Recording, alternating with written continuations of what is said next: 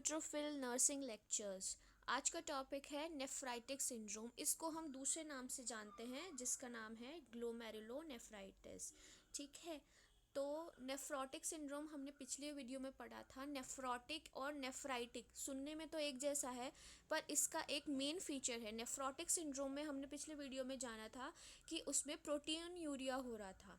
ठीक है, और नेफ्राइटिक सिंड्रोम में हेमेचूरिया जो है, हेमेचूरिया के साथ साथ हमें प्रोटीन यूरिया देखने को मिलता है। ओके, तो नेफ्रोटिक सिंड्रोम में होता है protein urea, and nephritic syndrome में होता है protein urea and haematuria both. Okay, तो ग्लोमेरुलोनेफ्राइटिस होता क्या है? ग्लोमेरुलोनेफ्राइटिस जैसे कि जिसके पीछे आइटिस आता है उसका मतलब होता है इन्फ्लामेशन। ओके, इन्फ्लामेशन कहाँ का? ग्लोमेरुलस का। It is the inflammation of the glomerulus. ठीक है, और ये यूजुअली पीडियाट्रिक पेशेंट्स में देखने को मिलता है। ठीक है, और ये किसकी वजह से होता है? ये कॉज होता है group A beta haemolytic streptococci. Okay, ये होता है group A beta haemolytic streptococci की वजह से। ठीक है, और ये हमें जैसे कि पता ही है कि group A beta haemolytic streptococci और क्या क्या कॉज कर सकता है। आपने रूमेटिक हार्ट डिजीज़ का नाम सुना होगा। ठीक है, स्किन में ये इम्पेटिगो का कॉज करता है। हमें फेरेंजाइटिस और टॉन्सिलाइटिस देखने को मिलता है। ये रूमेटिक हार्ट डिजीज़ भी कॉज करता है, स्कारलेट फीवर कॉज करता है। ओके, तो group A beta haemolytic streptococci जो है इम्पेडिगो कॉज करता है स्किन में, फेरेंजाइटिस लेरेंजाइटिस कॉज करता है, रूमेटिक हार्ट डिजीज़ कॉज करता है, और एक स्कारलेट फीवर कॉज करता है। ये जितने भी है जैसे pharyngitis laryngitis, rheumatic heart disease और स्कारलेट फीवर, ये जो है एयरवे के थ्रू होता है। एयरवे के थ्रू हमारी बॉडी में एंटर करता है। और जो ये इम्पेटिगो है इसके लीजन्स जो है हमारे माउथ के अराउंड, स्ट्रॉबेरी टंग हो जाता है इसमें, हमारे माउथ के अराउंड लीजन्स देखने को मिलता है। और जब ये सिक्रीशंस जो है दूसरे पर्सन में ट्रांसफ़र होता है तो ये कॉन्टैक्ट के थ्रू ट्रांसफ़र होता है।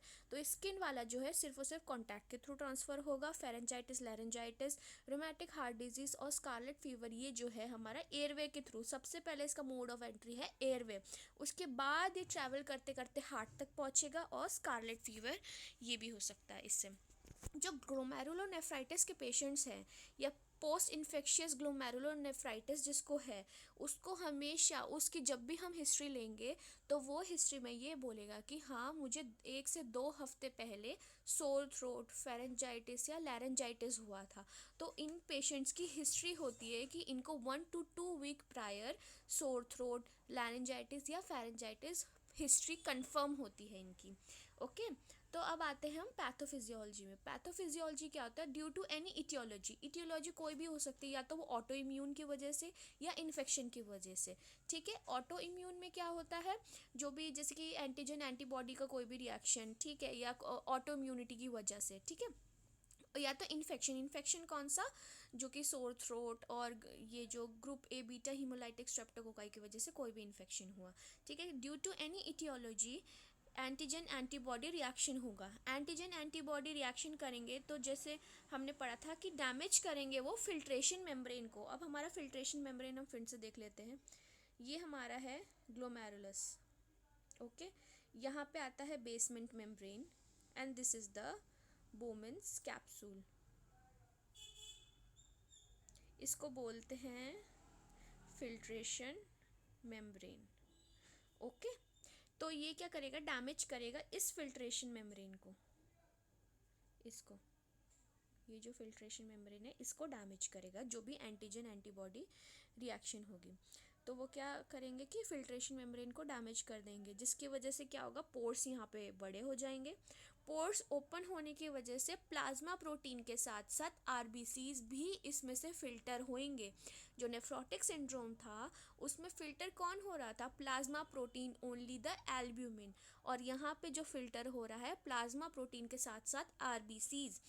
ठीक है, तो इससे 2 केसेस देखने को मिलेंगे। ठीक है, फर्स्ट इज हेमेचूरिया क्योंकि आरबीसीज देखने को मिल रही है यहाँ पे, और दूसरा है प्रोटीन यूरिया क्योंकि एल्बुमिन भी साथ साथ फिल्टर हो रहा है।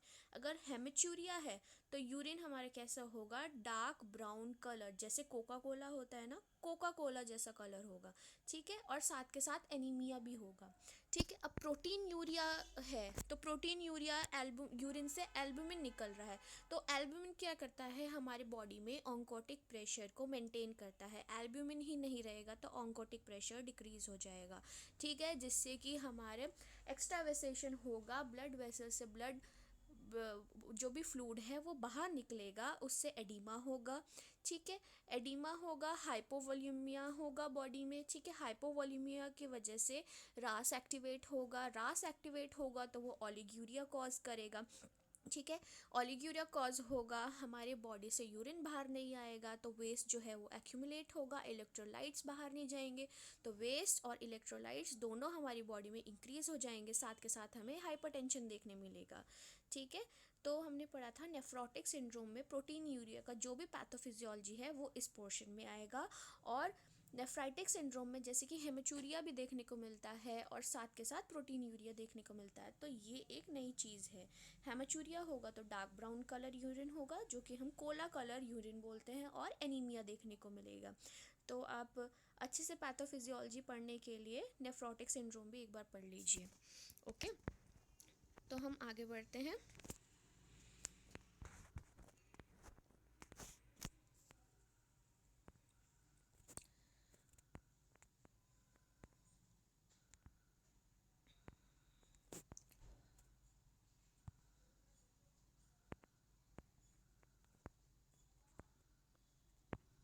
टाइप्स ज़्यादातर नहीं पूछे जाते हैं, पर glomerulonephritis based on the occurrence दो टाइप्स के होते हैं, एक्यूट एंड क्रॉनिक। अगर क्रॉनिक ग्लोमेरुलोनेफ्राइटिस है for prolong period of time, ठीक है, अगर एक्यूट ही प्रोलॉन्ग पीरियड के लिए एक्सटेंड हो जाए तो उसको हम बोलेंगे वो सीकेडी यानी क्रॉनिक किडनी डिजीज में कन्वर्ट हो गया है, ठीक है। तो based on occurrence there are two types of glomerulonephritis, one is acute and the other one is chronic, ठीक है। The second type of glomerulonephritis होता है according to involvement of the area and cause. तो according to involvement of area और cause में आता है, first है पोस्ट इन्फेक्शन। पोस्ट इन्फेक्शन मतलब due to infection, okay, due to bacteria. Second आता है मेम्ब्रेनस ग्लोमेरुलोनेफ्राइटिस, ओनली जो बेसमेंट मेम्ब्रेन है। तो बेसमेंट मेम्ब्रेन हमारा कौन सा था, ये है बोमन्स कैप्सूल, इसके ऊपर आता है हमारा बेसमेंट मेम्ब्रेन, एंड यहाँ पे आता है हमारा ग्लोमेरुलस, ओके। तो ये जो पोर्शन है हमारा बेसमेंट मेम्ब्रेन, ठीक है, मेम्ब्रेन को अगर अफेक्ट कर रहा है तो उसको बोलेंगे मेम्ब्रेनस ग्लोमेरुलोनेफ्राइटिस, ठीक है। थर्ड आता है हमारा लोकल ग्लोमेरुलोनेफ्राइटिस, जो होता है local means in the specific part, कोई एक पर्टिकुलर पार्ट ग्लोमेरुलस के अगर उसको अफेक्ट कर रहा है तो उसको बोलेंगे लोकल ग्लोमेरुलोनेफ्राइटिस। फिर आता है fourth focal glomerulonephritis, maximum part जब इन्वॉल्व हो जाता है ग्लोमेरुलस का उसको बोलते हैं फोकल ग्लोमेरुलोनेफ्राइटिस। हमने चार पढ़े according to the involvement of area and cause, post infection, membranous glomerulonephritis, local glomerulonephritis and focal glomerulonephritis। जो ये membranous, local और focal है ये due to auto immune disease के वजह से है, और जो पोस्ट इन्फेक्शन है is due to the bacteria, क्योंकि हमने दो ही इटियोलॉजी पढ़ी, या तो वो इन्फेक्शियस होगा, पोस्ट इन्फेक्शियस होगा, या तो वो ऑटो इम्यून होगा, ओके। फिर आता है sign and symptom. Sign and symptom क्या है, हमने पढ़ा प्रोटीन यूरिया है या तो हेमेचूरिया है, ठीक है। इन्फ्लामेशन है, क्योंकि हमने पढ़ा था इटियोलॉजी में कि ड्यू टू द बैक्टीरिया और the aetiology cause is due to the post infection, ठीक है। तो इन्फ्लामेशन होगी, इन्फेक्शन में क्या होता है, इन्फ्लामेशन होता है, ठीक है। इन्फ्लामेशन के हमें साइन एंड सिम्टम पता होता है कि रेडनेस होता है, टेंडरनेस होता है, ये सब होता है। पर किडनी जो है बॉडी के अंदर है तो हमें रेडनेस कैसे देखने को मिलेगा, टेंडरनेस कैसे देखने को मिलेगा, जो हमें देखने को मिलेगा वो होगा fever and pain in flank region, okay. Fever और पेन यही हमें देखने को मिलेगा, और पेन फ्लैंक रीजन में होगा। फ्लैंक रीजन क्या होता है, जो इलियक रीजन और जो रिब का एरिया होता है उनके बीच का एरिया, ठीक है, इलियक रीजन और the area between the rib, उसको बोलते हैं फ्लैंक रीजन। ठीक है, साथ में सेकंड आता है हेमाचूरिया। हेमाचूरिया होगा तो हमें क्या देखने को मिलेगा, urine in the blood, sorry I mean dark brown colour urine, जो कि कोला कलर यूरिन होता है, और एक एनीमिया देखने को मिलेगा। ठीक है, तो हेमेचूरिया की वजह से Cola colour urine and anaemia cause होगा, तो ये हमारे साइन एंड सिम्टम में आए। अब प्रोटीन यूरिया है, प्रोटीन यूरिया की वजह से एडिमा। एडिमा कहाँ पे, स्पेशली पेरी ऑर्बिटल एरिया में, periorbital area, area around the orbits, मतलब the eyeball, eyeball socket के अराउंड में जो एरिया होता है उसको बोलते हैं periorbital area, specially in the early morning. Okay, second आता है ओलिग्यूरिया। ओलिग्यूरिया होगा, यूरिन का आउटपुट कम होगा तो उसकी वजह से वेस्ट एक्यूमुलेट होगा, वेस्ट इंक्रीज होगा और इलेक्ट्रोलाइट्स इंक्रीज होंगे, साथ में हाइपरटेंशन देखने को मिलेगा। तो sign and symptom based according to the aetiology, अगर इन्फेक्शन की वजह से है तो इन्फ्लामेशन होगा, इन्फ्लामेशन है तो fever and pain in flank region. Haematuria है तो उसकी वजह से dark brown colour urine and anaemia. And proteinuria है तो उसकी वजह से एडिमा, एडिमा कहाँ पे, पेरी ऑर्बिटल रीजन पे। And oliguria, oliguria and hypertension. Okay, अब डायग्नोसिस, डायग्नोसिस भी दो बेस्ड पे होंगे, या तो ऑटो इम्यून या तो इन्फेक्शन।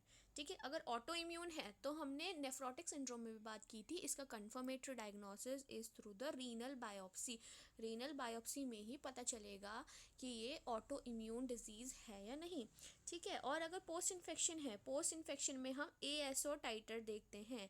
टाइटर मतलब होता है concentration in relation to the plasma, इसमें हम नंबर्स नहीं, इसमें हम टाइट्रेशन चेक करते हैं, कंसंट्रेशन चेक करते हैं।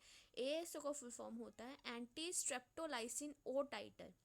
ठीक है, इसमें क्या होता है, एंटीबॉडीज जो भी बनी है against the group A beta haemolytic streptococci, तो एंटीबॉडीज की टाइट्रेशन को हम चेक करते हैं कितनी एंटीबॉडीज बनी है against the infection, against the positive organism.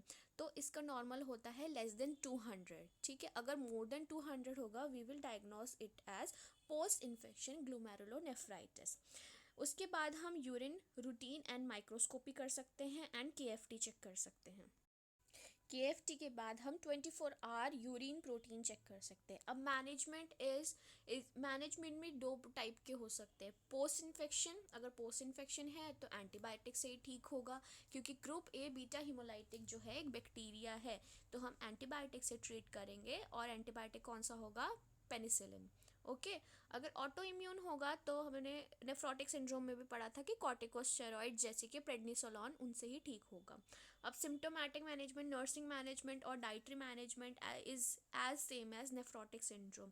तो सिम्टोमेटिक मैनेजमेंट में हम क्या करेंगे, डायूरेटिक्स देंगे, ठीक है, क्योंकि ओलिग्यूरिया है। डायूरेटिक्स में क्या, फ्रूसेमाइड दे देंगे। एंटी हाइपरटेंसिव, क्योंकि हाइपरटेंशन है तो एम्लोडिपिन लैबेटोलॉल देंगे। एंटी कोएगुलेंट्स देंगे क्योंकि उसमें हाइपर कोएगुलोपैथी की स्टेट भी आई थी। ठीक है, तो एंटी कोएगुलेंट्स में हम वारफ्रीन देंगे। एल्बुमिन हम चलाएंगे क्योंकि बॉडी में हाइपो एल्बुमिनीमिया भी हो रहा है।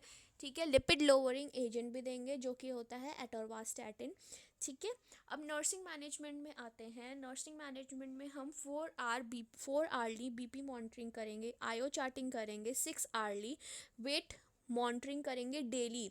और वेट मॉनिटरिंग का हमने क्राइटेरिया पहले भी डिस्कस किया था, सेम मशीन से सेम क्लॉथ होने चाहिए, सेम टाइम पे हम वेट मॉनिटरिंग करेंगे ताकि कोई भी चेंजेस हमें ना हो, ज़्यादा रेंज ऑफ वैरायटी ना हो। ठीक है, वेट में ज़्यादा। ठीक है, और मेटिकुलस स्किन केयर करेंगे और शुगर मॉनिटरिंग करेंगे। डाइटरी मैनेजमेंट में हमने पढ़ा था कि प्रोटीन हमें मॉडरेट या लो अमाउंट में ही देना है। लिपिड जो है हाइपरलिपिडीमिया का स्टेट है तो इसलिए लो फैट डाइट देंगे। और कार्बोहाइड्रेट हमें इंक्रीज़ करना है क्योंकि कार्बोहाइड्रेट जो है हमारा एनर्जी सोर्स रहेगा, क्योंकि हमने लिपिड और प्रोटीन तो कम कर ही दिया है, तो हम उसे एनर्जी कहाँ से मिलेगी, कार्बोहाइड्रेट से ही मिलेगी, इसीलिए increase the carbohydrate diet.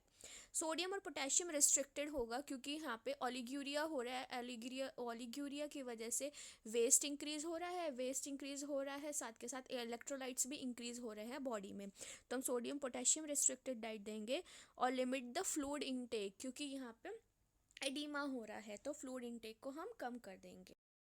Nephrotic syndrome पहले पढ़ लीजिए, उसके बाद नेफ्राइटिक सिंड्रोम पढ़िए, ताकि जो है आप लिंक करके पढ़ सके, ठीक है। और उसमें नेफ्रोटिक सिंड्रोम में अच्छे से नोट्स दे रखा है, जैसे इसमें सेम एज नेफ्रोटिक सिंड्रोम लिखा है तो वहाँ पे नोट्स में वो एक्सप्लेन्ड है, तो अगर वो अच्छे से पढ़ लेंगे तो इसके नेफ्राइटिक सिंड्रोम के पैथोफिजियोलॉजी भी अच्छे से समझ आएगी, और ये सिम्टोमेटिक नर्सिंग मैनेजमेंट और डाइटरी मैनेजमेंट भी बहुत अच्छे से समझ आ जाएगा, ठीक है। तो मैं लिंक जो है डिस्क्रिप्शन बॉक्स में डाल दूँगी, तो नेफ्रोटिक सिंड्रोम वहाँ से पढ़ लीजिए, और कमेंट करके बताइए अगर कोई भी प्रॉब्लम, कोई भी डाउट हो तो, ठीक है। Please do like and subscribe and stay tuned. Thank you.